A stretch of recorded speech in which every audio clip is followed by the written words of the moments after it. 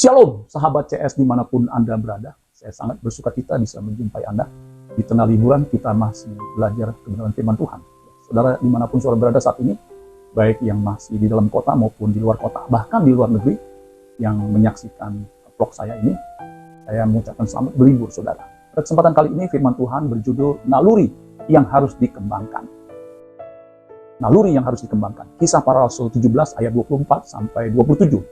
Allah yang telah menjadikan bumi dan segala isinya, Ia yang adalah Tuhan atas langit dan bumi.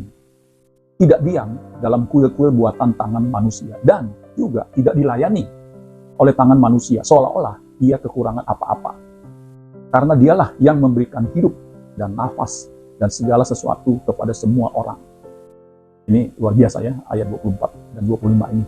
Paulus menjelaskan tentang siapa Elohim Yahweh itu kepada orang-orang yang pada saat itu menyembah atau membuat patung untuk disembah sebagai dewa. Ayat 26, perhatikan. Dari satu orang saja, Ia telah menjadikan semua bangsa dan umat manusia untuk mendiami seluruh muka bumi. Dan Ia telah menentukan musim-musim bagi mereka dan batas-batas kediaman mereka. Supaya mereka, perhatikan, mencari Dia dan mudah-mudahan, ada kata mudah-mudahan, menarik juga nih. Supaya mereka mencari Dia dan mudah-mudahan menjamah dan menemukan Dia, walaupun Ia tidak jauh dari kita masing-masing. Luar biasa ya. Paulus mengencourage orang-orang yang menyembah berhala untuk mengenal Allah yang menciptakan langit dan bumi, karena Tuhan atas langit dan bumi yang menjadikan bumi dan segala isinya. Kita harus paham saudara sekalian, dunia dengan segala isinya, bahkan manusia itu Tuhan yang menciptakan, dan kita harus mencari Tuhan, menemukannya, walaupun Dia tidak jauh dari kita, saudara. Kalau kita yang percaya kepada Tuhan, kepada Yesus, Dia hanya sejauh doa.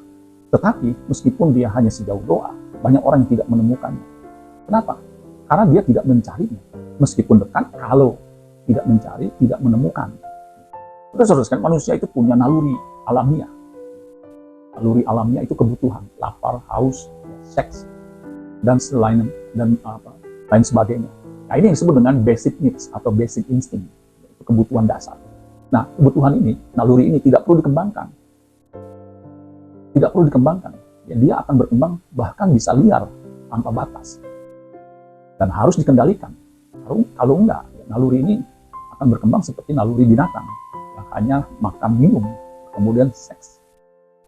Nah, naluri itu apa? Naluri itu dorongan hati atau nafsu yang dibawa sejak lahir. Jadi manusia sejak lahir itu punya naluri dorongan hati atau hawa nafsu. Sejak lahir dia punya. Naluri itu apa? Pembawaan alami yang tidak disadari mendorong untuk berbuat sesuatu. Kita taunya insting, yang disebut basic instinct. Jadi setiap manusia itu punya naluri, binatang juga punya naluri. Contohnya, kucing itu punya naluri, kalau ada tikus dia mau kejar. Ya, itu nggak usah diajarin saudara sekalian. Kucing mengejar tikus itu nggak usah diajarin, karena memang nalurinya begitu. Manusia juga begitu. Apa bedanya dengan nurani? Sama-sama ada 6 huruf, naluri dan nurani. Nurani itu berkenaan dengan sifat atau cahaya atau sinar hati. Nah, itu lebih tepatnya, nurani itu hati, perasaan hati yang murni, yang sedalam-dalamnya itu nurani, yang memang Tuhan tempatkan dalam diri setiap orang. Maka disebut lubuk hati yang terdalam, itu nurani saudara. Nah, nurani ini harus dikembangkan, harus dimunculkan supaya menjadi nurani ilahi, di mana menjadi pelita Allah, di mana Allah bisa bicara dengan jelas, yaitu nurani. Makanya untuk bisa memiliki nurani yang ilahi, nurani yang suci sebagai pelita Tuhan, ya, di Amsal 20 ayat 27 kalau nggak salah, itu kita harus mengembangkan naluri. Kalau naluri makan, minum, atau seks itu tidak perlu dikembangkan. Dia memang alamiahnya seperti itu. Tetapi naluri untuk mencari Tuhan, kehausan akan Tuhan, itu harus dikembangkan. Sebab manusia itu punya rongga kosong yang tidak bisa diisi oleh siapapun dan apapun. Siapapun artinya, selain Tuhan, nggak bisa mengisi rongga kosong itu. Kalau kita mengisinya dengan mungkin suami atau istri yang cantik, suami yang ganteng, yang baik, itu tetap tidak bisa memenuhi rongga kosong itu. Dengan harta kekayaan, apalagi harta kekayaan banyak apapun tidak bisa mengisi rongga kosong itu. Yang hanya bisa mengisi rongga kosong itu adalah Tuhan sendiri. Makanya kita harus mencari Tuhan dan menemukannya. Kita harus mengembangkan pencarian kita akan Tuhan itu sedini mungkin, sekuat mungkin. Sebab kalau tidak kita kembangkan, suatu kali kelak kita nggak ada lagi gairah untuk mencari Tuhan. Kalau kita nggak mencari Tuhan, kita nggak akan menemukan Dia. Meskipun tadi Paulus mengatakan, Dia tidak jauh dari kita. Dia hanya sejauh doa. Makanya kalau orang sudah menemukan Tuhan, bergumul dengan Dia, mengalami Dia, ketika dia berdoa, Tuhan, dia merasakan kehadiran Tuhan. Sebab dia memang ada, saudara. Nah, kalau kita nggak mengembangkan naluri pencarian kita akan Tuhan, kita tidak ada bedanya dengan binatang. Kok sadis amat, Pak? Memang begitu. Manusia yang tidak mengembangkan nalurinya untuk mencari Tuhan dan menemukan Tuhan, tidak ada bedanya dengan binatang. 1 Korintus 15 ayat 32, Paulus bilang begini, kalau hanya berdasarkan pertimbangan manusia saja, aku telah berjuang melawan binatang buas di Efesus.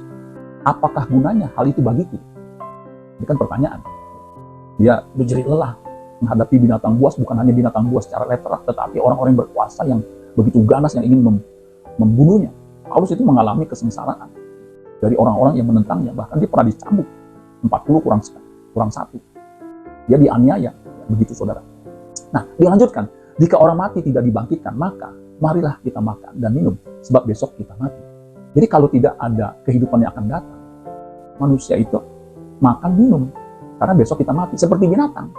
Binatang makan minum, kemudian seks, dia mati. Selesai, that's it.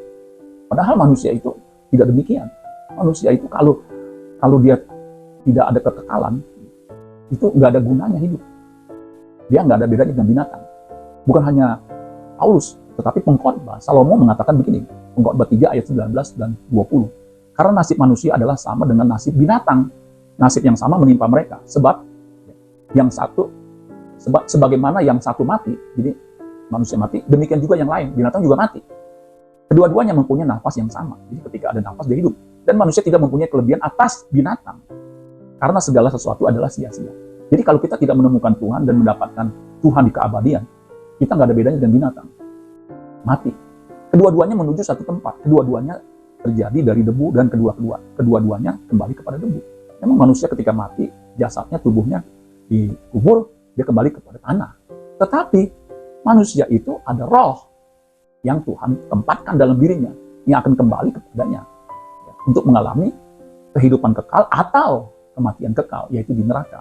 Mazmur 49 ayat 21 dikatakan manusia yang dengan segala kegemilangannya, karena kekayaannya, karena kedudukannya, tidak mempunyai pengertian, boleh disamakan dengan hewan yang dibinasakan. Jadi kalau manusia tidak punya pengertian, meskipun dengan segala kemegahannya, kegemilangannya, karena kekayaan, harta, kedudukan, kecantikan, kekuasaan, kalau nggak punya pengertian bahwa dia membutuhkan Tuhan, bahwa dia makhluk kekal, boleh disamakan dengan hewan yang dibinasakan. Kalau hewan binasa, lenyap. Tetapi manusia binasa, artinya mengalami kesengsaraan, penderitaan di neraka jahanam. Terjemahan lama mengatakan begini, Mazmur 49 ayat 21. Terjemahan lama, adapun orang yang kehormatan, jadi orang yang terhormat, tetapi tiada berbudi, tadi pengertian. Ia itu disamakan dengan binatang yang akan binasa. Jadi saudara sekalian, ternyata yang membedakan manusia dengan binatang itu adalah pengertian. Biar kita punya pengertian bahwa kita ini makhluk kekal, kita membutuhkan Tuhan. Makanya kita harus mencari Dia dan menemukannya.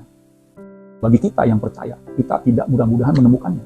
Kenapa? Tuhan itu memberi dirinya ditemukan. Bagi siapa? Bagi yang mencari Dia. Makanya Yeremia mengatakan begini. Yeremia 29 ayat 12 sampai 14 ayat terakhir. Dan apabila kamu berseru dan datang untuk berdoa kepadaku, maka aku akan mendengarkan kamu. Jelas. Bahkan Tuhan terlebih ingin mendengarkan atau menjawab doa kita dibandingkan keinginan kita untuk mendapat jawaban doa dari Dia. Apabila kamu mencari aku, kamu akan menemukan aku. Apabila kamu menanyakan aku dengan segenap hati, aku akan memberi kamu menemukan aku. Demikianlah firman Tuhan. Jadi jelas saudara sekalian, Tuhan ingin kita mencari Dia dan menemukan Dia. Karena juga Dia ingin memberi dirinya untuk ditemukan. Amin buat firman Tuhan. Tuhan Yesus memberkati. Sola Gracia.